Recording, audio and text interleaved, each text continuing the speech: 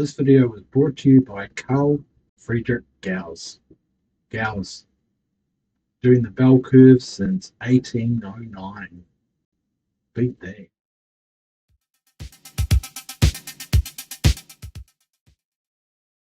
Well, hello everyone.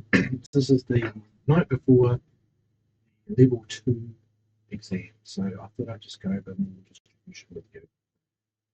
If you can hear an engine in the background, it's our neighbour. He thinks he's a mechanic. He's not a mechanic. His idea of being a mechanic seems to be starting an engine and kind of standing around waiting for the noise to die down. So, yeah, okay. So normal distribution, you will get this in the exam, and it is vitally important. So normal distribution doesn't mean everything else is abnormal. It just means that it's the most common, and it's annoyingly common. It just comes up again in science and economics and finance and everything in statistics. There is also another thing called the central limit theorem, which is based on distribution, which you definitely need to know in order to do stats and science to any degree. So this is pretty important. Okay, so let's look at some of the buzzwords. So we have capital sigma, Greek letter sigma. When you see this, it just means take everything after it and add them together. Okay, so you'll see this occasionally in the exam.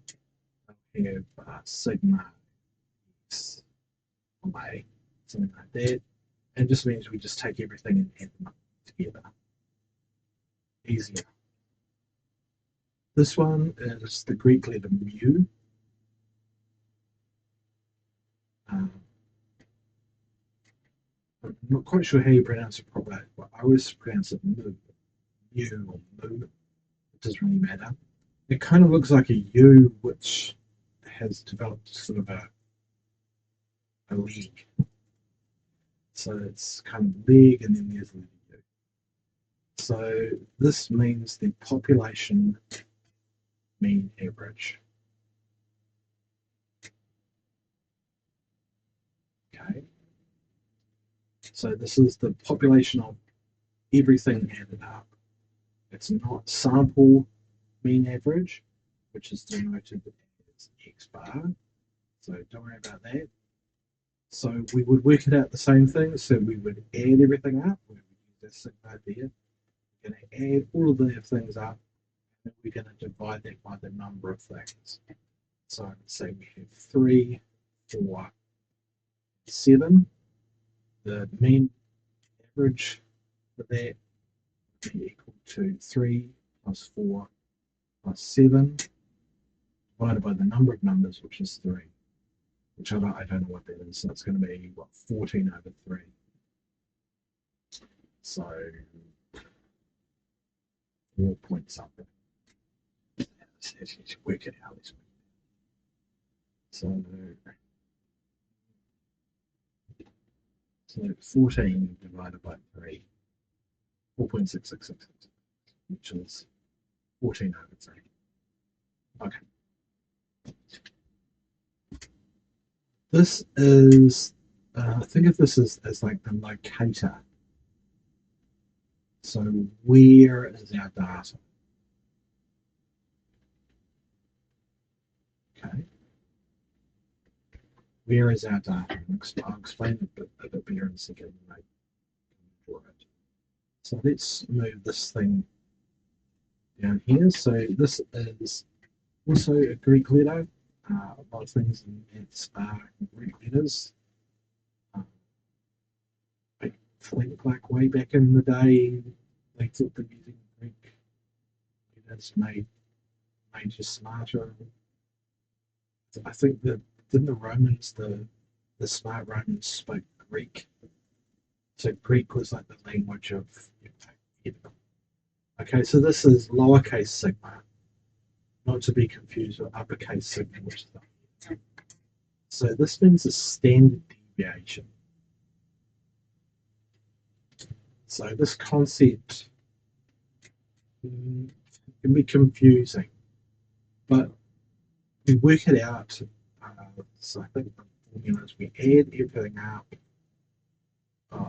we get everything, and we subtract the average, we square that. I think we divide by n or square root. There is some formula. I don't want you to worry about the formula. Just think of the sigma as how crushed in is our data.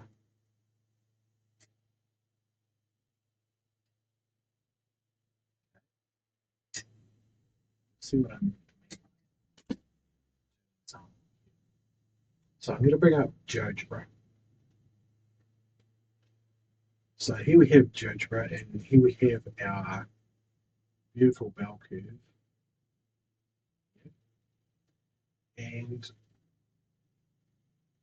I'm only going to worry about the link here. So the parameter here we have mu, which is going to be. So this is in the middle. And the standard deviation is 1. Now, when we change the parameter from, say, 0 to 5,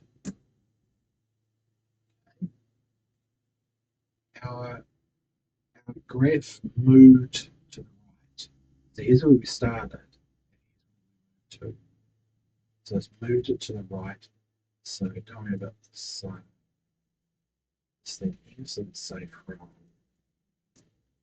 3 to 6. Okay, so we have this beautiful bell curve here. It's the same shape, but it's depending on how much we zoom in and zoom out. Okay, what do we notice about this bell curve? Well, we notice a few things. First thing is that the mean and the median are the same. So the mode.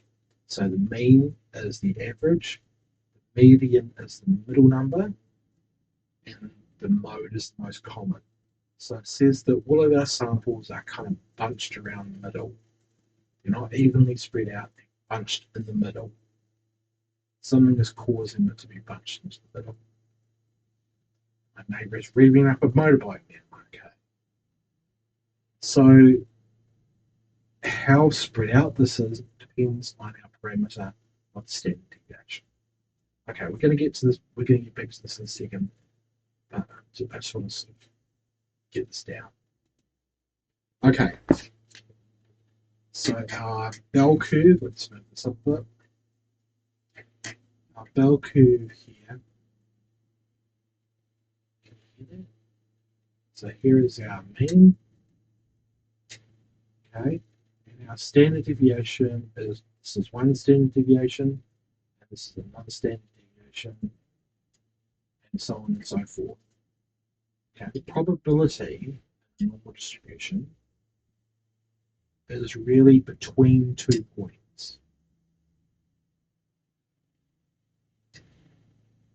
2 points, 2 boundaries. Wow, he's really loud tonight.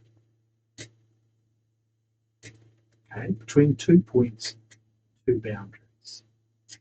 So let's illustrate this with a point. So if you notice as well, so if say the mean is, say this is test scores, so the mean average was 50%, and the standard deviation was 5%, it would mean that half of the people got over 50, half got less than 50. That's symmetric. It's like there's a mirror in the middle. So one standard deviation above is the same distance as one standard deviation. Got that? Everybody got that? Good. Let's go. So let's start with an example. Let's say that you got You set 2 exams.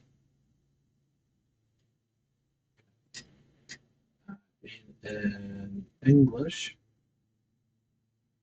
you got 80%. And physics, works, you got 75%. Ask you, you know, which one did you go? Which one went best? Okay. The obvious answer would be English, but is it really the case? What if the English exam was really easy and everyone got an average of 85? And what if the physics exam was really, really, really hard? So obviously this is a real example. Physics is always easy, and English is really hard. But just say that the average for physics, so the average of physics was 51%. Standard deviation was 10%. What would that mean? So it would mean that the bell curve here, physics, so here is our mean, 51%. So one standard deviation would be 61%. I'm going to put it up above here. 2 standard deviations above would be 71%, and so on. One standard deviation below the average would be 41%. We would want to know how many people scored better than you or worse than you. All right? And let's just say so this is for physics. But then for English, still a bell curve, but now the average is, let's say the average was 82%. So it was a really, really easy exam. And the standard deviation for English was 15%. Okay, so that means one standard deviation above would be 82 plus 15, which is 97%. And one above that would be 112%, which is impossible. So we've got a problem, but the theory still stands. So if you got 80% in English, it means you've got actually below the average. There would be your 80 there. So most of the people, this area here, got more than you. Right? So get the concept here. Let's work out how many people did you beat out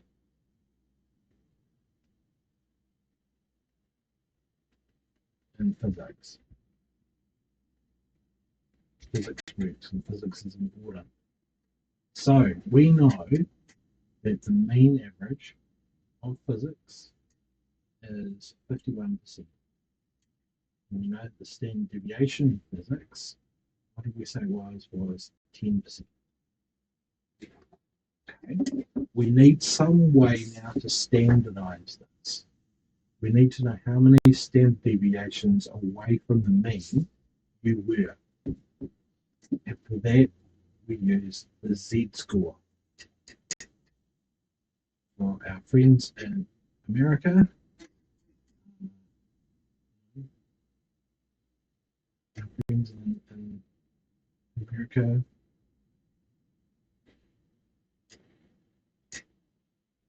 thirteen stripes,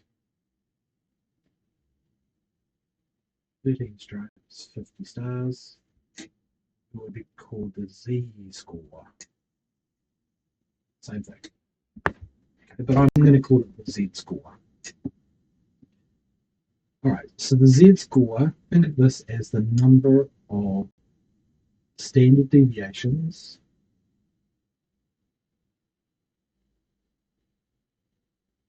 away that is above or below the average. Okay, so we would need to work out the z-score in order to work that out. And to do that, we're going to use the calculator. So I'm going to bring that down. So I've got a little screen here. So I'm going to go to menu. I'm going to go across to stats. And I've brought up stats here. So everything is above board.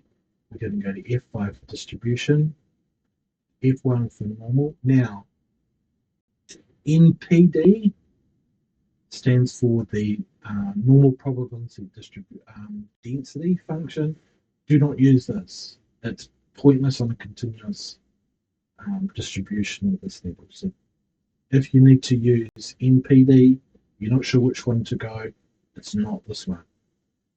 The NCEA is a cumulative distribution.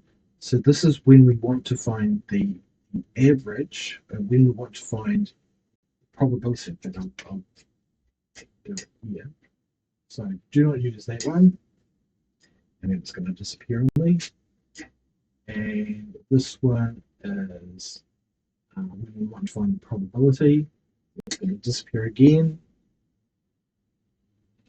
That one is the probability. And this last one is when we want to find the boundaries. You can see. And do not use. Okay.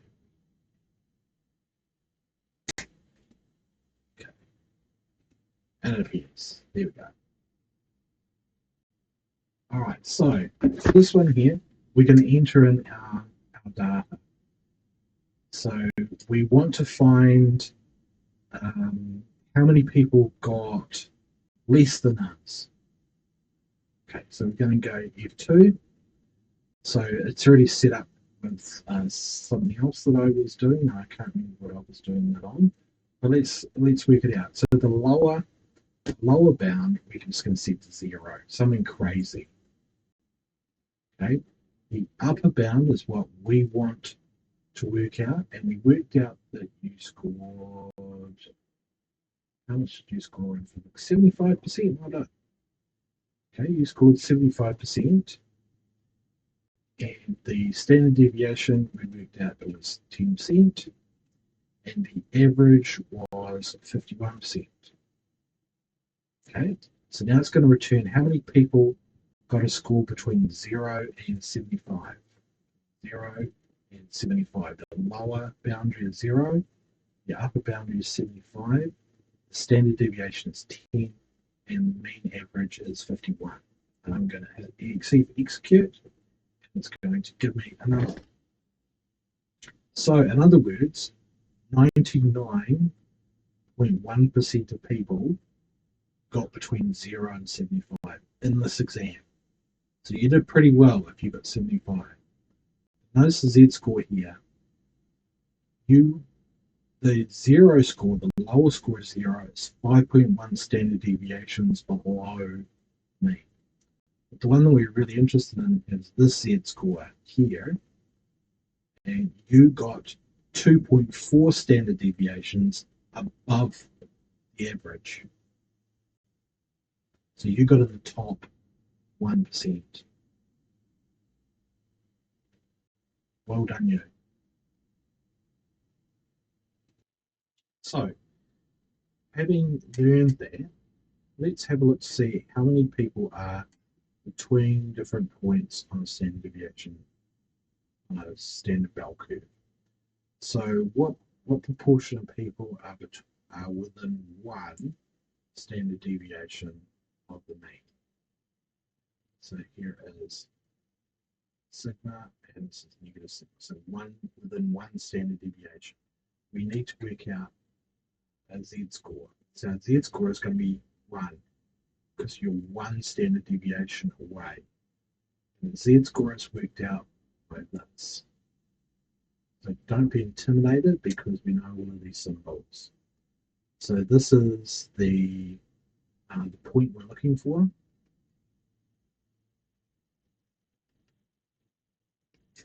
So in this case, it would be 75%. Just 75. The mu, we know this is the average, and we know this is the standard deviation. And so once we know the z-score, now we can compare. We can compare apples with oranges. Is 80% in English better than 75% in physics? Well, we don't know. Let's compare. So within one standard deviation of the mean, we need to work out how many people are between within one standard deviation. Here's how we're going to do it. I'm going to exit out of there, and I'm going to set up what's called the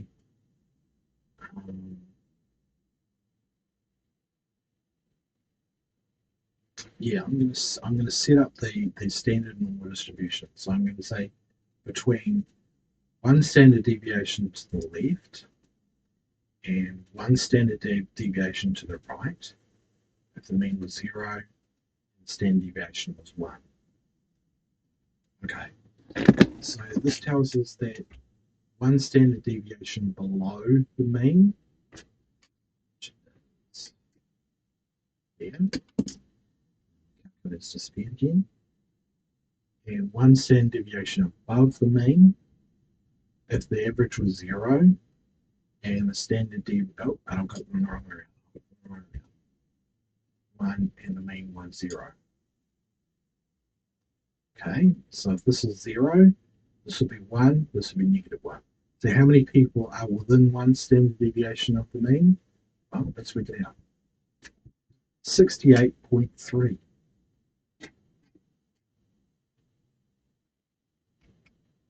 One standard deviation is 68.3%, always. Okay, what about within two standard deviations?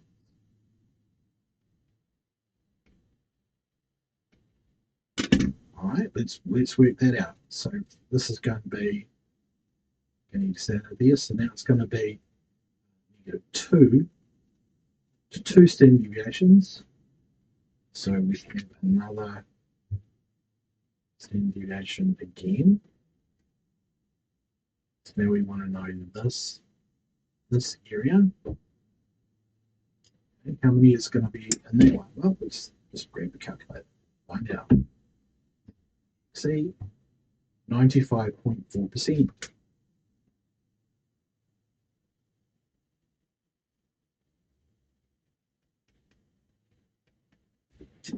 So 95% of people, if this is the physics exam, got between 51 plus 10 plus 10, like 2 standard deviations. So got between 71 and 51 minus 10 minus 10, 31. So 95.4% of people got between 31% and 71%.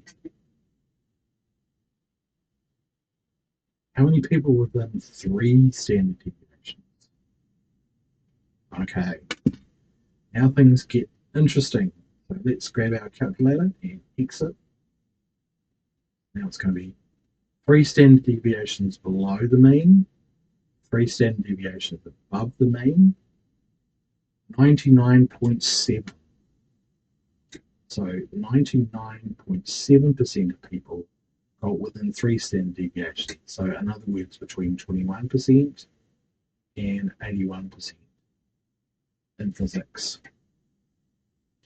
So that makes your English not quite so great. But let's work out where you would be in English. So you got 80% and the average was 82%. So your X is 80%, your mean is 82, and the standard deviation is 15. So how many people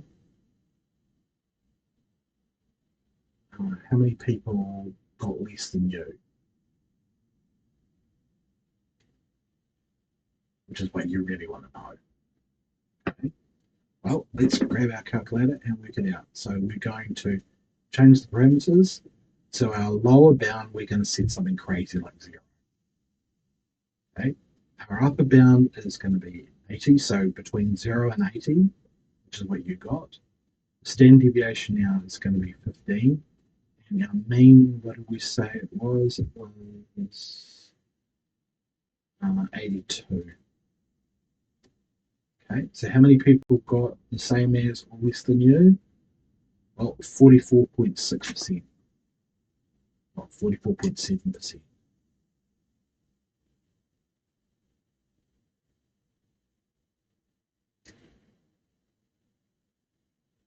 So, eh, depending on how you go, it could be a pass, it could be a fail. Okay, but good.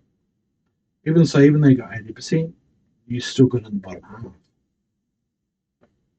But it's not English, it's not something important like physics or chemistry or maths. Right, so this is why we use our z-score. It standardizes distribution so we can compare apples with apples, oranges with oranges. And I'm going to insert a little video here that I did previously, which goes through it. We'll come back and we'll do some examples. Have you ever noticed how some patterns just pop up everywhere? I mean everywhere, in nature, in business, even in your own life. Well, there's this one particular shape that describes an incredible number of things in our world, and it's pretty much hiding in plain sight. So today, let's pull back the curtain and uncover this hidden pattern together. So what is this master pattern? I mean, what could possibly connect the heights of people walking down the street, the birth weights of a whole bunch of baby elephants, and how much money a little cafe makes each day? On the surface, it all seems totally random, right? But believe it or not, there is a hidden connection that ties them all together. And that secret is this shape. Yep, you've probably heard it called the bell curve. And for a really good reason, it looks just like the outline of a bell. But its official name, well, that tells us just how incredibly common it really is. Statisticians, they call it the normal distribution. Why? Because, well, finding it is normal. It's so common. Think of it like a map of possibilities. It shows you exactly what's typical and what's rare. The taller the curve gets at any point, the more often those values show up. So here's the key takeaway. In a normal distribution, most of the data points just love to huddle together right in the middle, around that central peak. And as you move further away from that center, in either direction, the values get less and less likely. It basically tells you what's expected and what would be a real surprise. Now, of course, not all bell curves look exactly the same. I mean, the distribution of human heights is obviously going to look different than the one for elephant birth weights. But here's the cool part. It turns out you only need two numbers to perfectly describe any normal distribution. I like to think of them as the two control dials for the shape of the curve. Okay, so the first dial is the mean, which you'll see written as mu. This just sets the center of the curve. It's your average value, plain and simple. The second dial is the standard deviation, or sigma. And this one tells us how spread out everything is. A small sigma, like you see on the left, means all the data is packed in tight, giving you a tall, skinny curve. A large sigma, on the right, means the data is all spread out, making the curve flat and wide. And here's where it gets really practical. The spread is incredibly predictable. This is called the empirical rule, and it's like a fantastic cheat code. For any normal distribution, about 68% of your data will be within one standard deviation of the mean. About 95% will be within 2, and almost everything, 99.7%, falls within 3. This gives us a super quick way to eyeball whether a data point is totally normal, a bit unusual, or truly rare. But this brings up a tricky question. How do you compare completely different things? You know, apples and oranges, or in this case, pizza sizes in inches and exam scores in minutes. What's more impressive? They're on completely different scales. To compare them fairly, we're going to need some kind of universal language. And this is our solution, the z-score. The z-score is our universal translator. It can take any data point from any normal distribution and tell you the exact same thing, how many standard deviations it is away from its own mean. And the formula is beautifully simple. Just take your value, subtract the mean, and then divide the whole thing by the standard deviation. So what does a z-score actually tell you in practice? It's super intuitive. A positive score, your value is above average. Negative, it's below average. A z-score of 0 means you are perfectly smack dab in the middle average. So a score like -1.5 instantly tells you that a value is 1.5 standard deviations below the mean, no matter if you were talking about inches, pounds, or dollars. Okay, enough theory. That's all great, but how does this actually help us solve problems in the real world? Let's put this whole thing to the test with a delicious example. All right, picture this. Your local pizza place has a guarantee. If their large pizza is any smaller than 16 inches, you get it for free.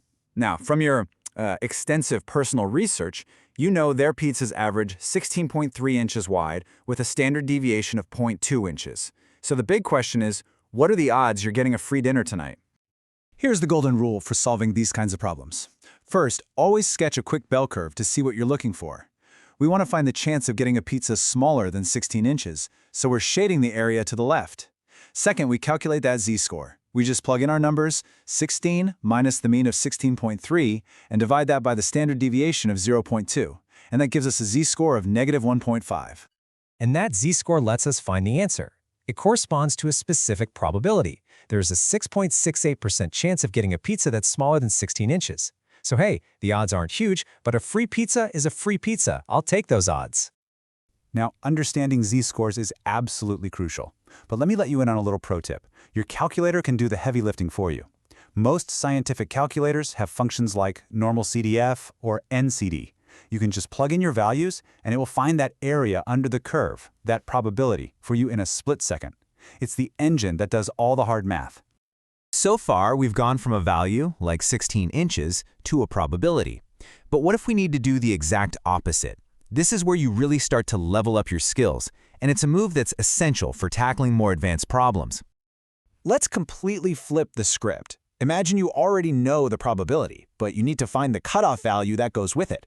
For example, let's say a school wants to give an award to the fastest 10% of students who take a test. What's the maximum time a student can take and still get that award? For that, we use the inverse workflow. And you guessed it, your calculator probably has another magic button for this, often called inverse normal or INVN.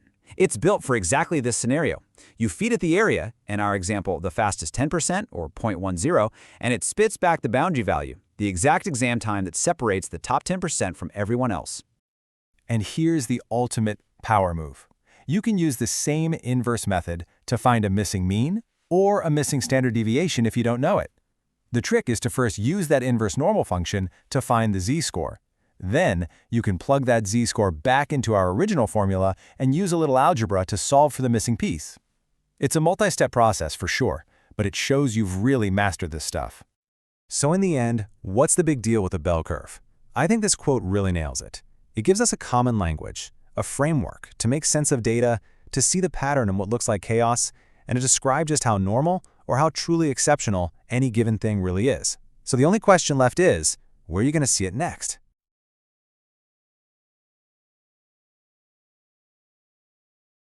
So let's talk about comparing things that seem, well, totally different. Like, how do you compare a score on a test to, say, an athlete's performance? It feels impossible, right? Today, we're going to dive into this amazing statistical tool that's basically a universal translator for data. It lets us do just that. So let's start with a classic problem. Which score is better here? An 80% on an easy English test or a 75% on a really tough physics test? Now, at first glance, you'd probably say, duh, the 80%. But raw scores don't tell the whole story, do they? What if that English test was a total cakewalk and the physics test was brutal? All of a sudden, it's not so clear. To make a fair comparison, we need more context. And that's the heart of it, the comparison problem. To be fair, we have to understand the world each score lives in, and that means looking past just the number itself. We need to know, how did everyone else do? Were all the scores bunched up together, or were they spread all over the place? Okay, take a look at these two classes. Believe it or not, they have the exact same average score, 80. But you can just see they have totally different vibes, right?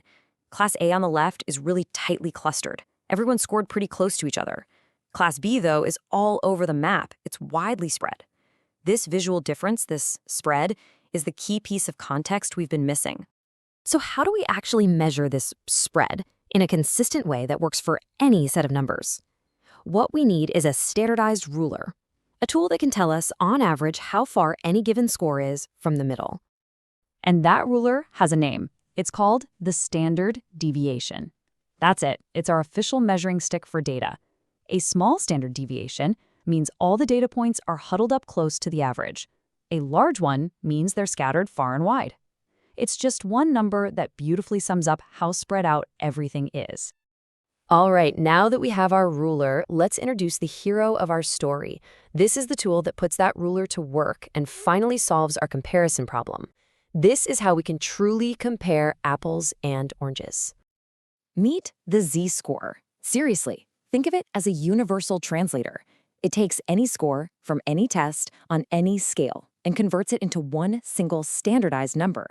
And what that number tells you is super simple. It's exactly how many of our standard deviation ruler units your score is away from the average. Now, don't let the formula spook you. It might look a little mathy, but the idea is actually super intuitive. All we're doing is taking your score, finding out how far it is from the mean, and then measuring that distance using our standard deviation ruler. Let's break it down. It's really just a two-step process. First, you find the raw distance. How far is your score from the average? Step 2, you just measure that distance with your ruler. You divide by the standard deviation. That's it. That's the whole shebang. Okay, so theory is great, but let's see this thing in action. How does this universal score actually solve our original problem? Let's go back to that English test versus the physics test and finally get a real answer. So let's just plug in the numbers. For English, your score of 80 was 5 points above the class mean of 75. The standard deviation, our ruler, was 5 points long. So 5 divided by 5 gives you a z-score of +1. Okay, now physics. Your 75 was 15 whole points above the mean of 60.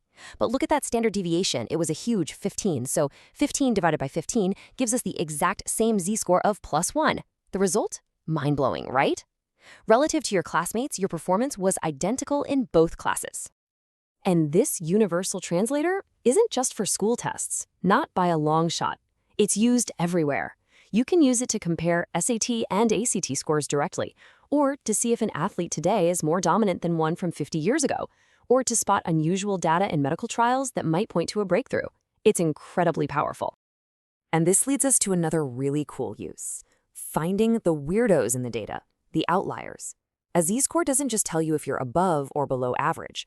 The bigger that z-score gets, either positive or negative, the more unusual that data point really is. For most data you'll find in the real world, the kind that follows that classic bell-shaped curve, there's a fascinating rule of thumb. Almost everything, we're talking 99.7% of all data points, will fall within 3 standard deviations of the average. So what does that tell you? It means getting a z-score greater than 3 or less than -3 is an extremely rare event. It's like a statistical red flag waving at you. That's why data scientists often consider any value with a z-score beyond that range to be an outlier, something so strange it needs a closer look. And that really is the magic of the z-score. It gives us this common language, this universal currency, that lets us understand where any single data point stands in its own little world. It lets us see the real story behind the numbers. So now, think about your world. How could you use this? Maybe you could compare your running times on hilly routes versus flat ones, or evaluate different types of investments in totally separate markets. Now that you have this power, this universal translator, what apples and oranges are you going to compare first?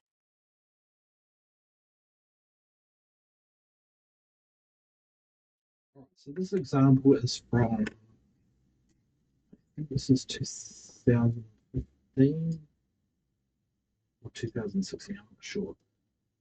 But it is a pretty important one. So this is literally a matter of life or death. So we're told that the waiting time for a patient attending a medical centre before seeing a doctor is approximately distributed, which is good, which means we can use the bell curve. Okay. With a mean of 34, so in other words, mu is 34, and a standard deviation of 8.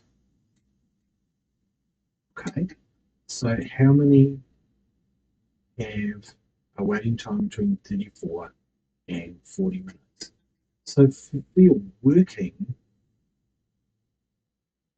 I would draw it. So we know that this is 34, and we know that 40 is here. So we're working out this. probability. So they know that you have a calculator, so you can use it. Being able to understand and explain the concept and being able to use a calculator is two different things. So let's screen go. Here it is. Let's put them in. So our stats, we're going to go stats mode. We're going to go to distribution. It's normally distributed. And we have the two endpoints, so we're going to use F2. So our lower bound is going to be 34. Our upper bound is going to be 40. Standard deviation, we know it's 8. And our average was 34. So essentially it's from the average to a higher number. So that tells us that 27.3% or 0.273 are between that number. So 0.273. So the probability that it's between 34, that the weight between 34 and 40 is 0.273, which is 27.3% through single confidence. Okay. How many minutes will 90% of patients be before they see the doctor?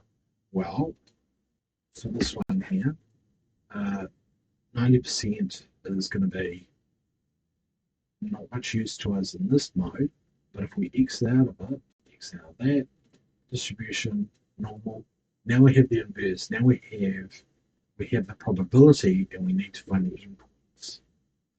So we're going to go to inverse, and again, it's already there for us. The tail that we're after is the right-hand side because it's like over that. The area that we want, it's got to be a decimal fraction, so 0.9, 90%, and these are going to be the same.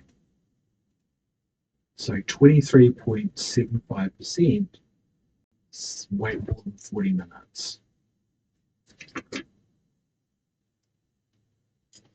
23.75% wait longer than 40 minutes. So in other words, the probability that the wait is greater than 40 minutes equals 0.2375, which is 23.75%, which could be serious. And what if this patient is a lot sicker than they look and you make them wait in a waiting room with other sick people? It could be a problem. Right, so I'm going to leave it there. Any problems, go in the comment section. I'll always answer. All right, good luck with your exam.